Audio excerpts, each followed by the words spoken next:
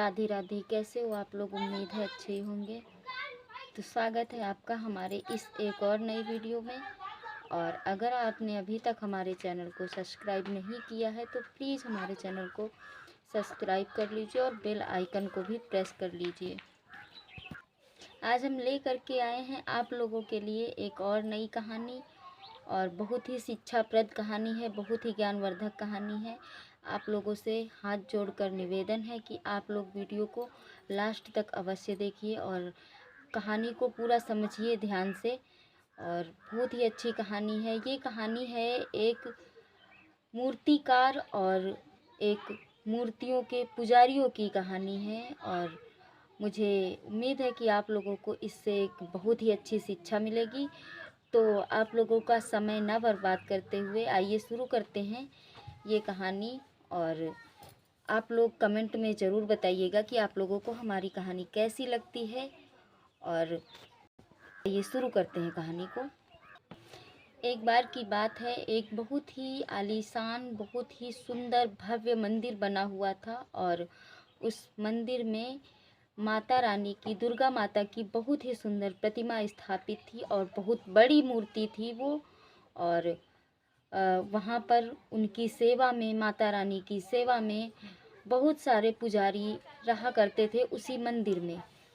तो एक दिन की बात है, एक अनजान व्यक्ति आया और उस मंदिर में वो घुसता हुआ चला गया।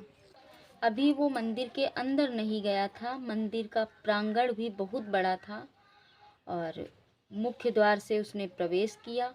और जैसे ही वो अंदर पहुंचा और वहां पहुंचने के बाद में जो पुजारी लोग थे, जो वहां के पुजारी लोग थे, वो लोग उस व्यक्ति को मारने लगे, धकेलने लगे, धक्का दे करके उसको मंदिर से बाहर कर दिया और काफ़ी भला बुरा कहा। तो उस आदमी ने पूछा कि अरे भाई, आप लोग यहाँ के पुजारी हो, आप लोगों की जिम्मेदारी है मंदिर की देख रेख करने की, लेकिन कोई भी आता है तो आप उसको इस तरह धक्के मार करके बाहर क्यों निकाल रहे हैं?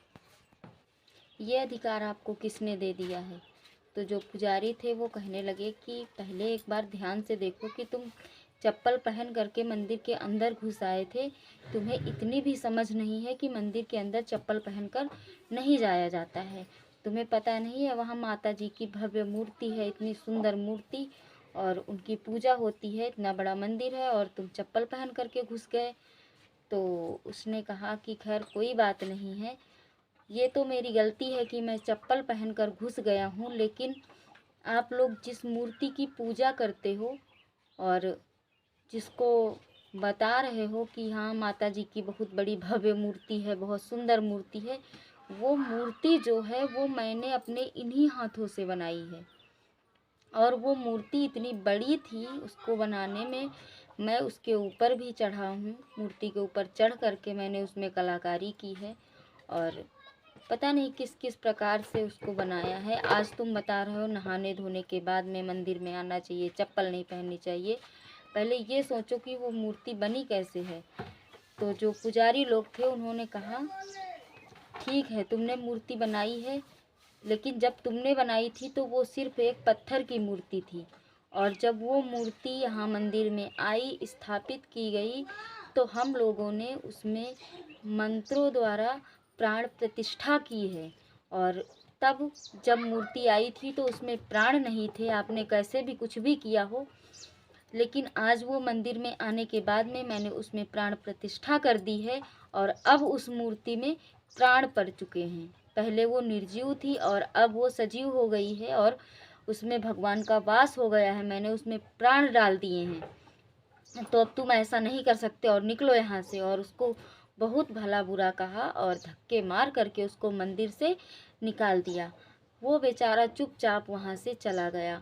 और स्वाभाविक सी बात है, पूजा पाठ होता है मंदिर में, चप्पल पहन करके नहीं जाना चाहिए था, लेकिन ऐसा भी व्यवहार नहीं करना चाहिए था उन लोगों को।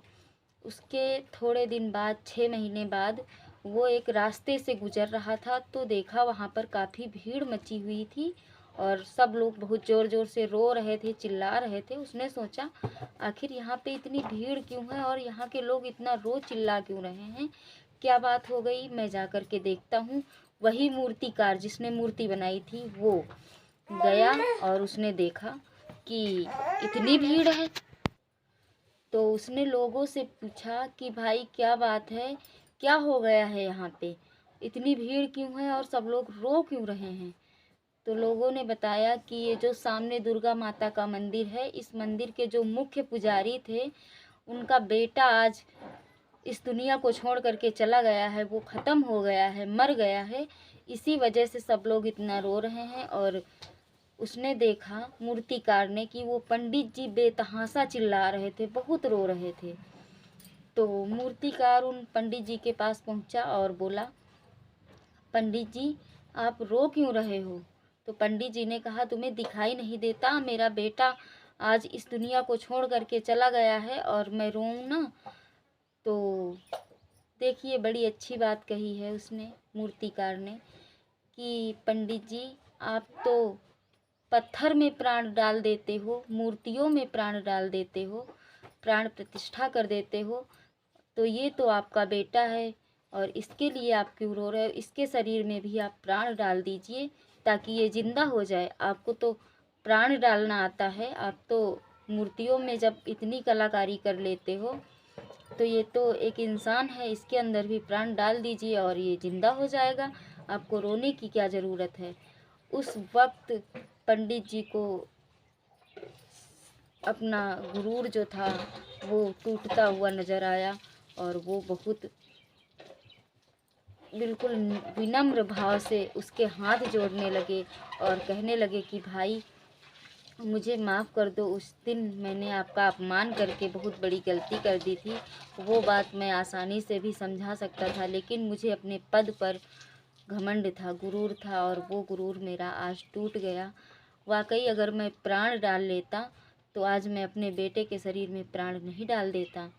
और ये सब मेरा भ्रम है और इंसानों की जो कदर ना कर सके वो मूर्तियों की कदर क्या करेगा। तो मुझे उम्मीद है कि आप लोगों को मेरी ये कहानी ज़रूर पसंद आई होगी और अगर आप लोगों को पसंद आई है तो कमेंट में ज़रूर आप लोग बताइएगा, अपनी राय ज़रूर दीजिएगा कि उस मूर्तिकार ने जो उनको ज्ञान करवाया लास्ट में वो सही था कि गलत था।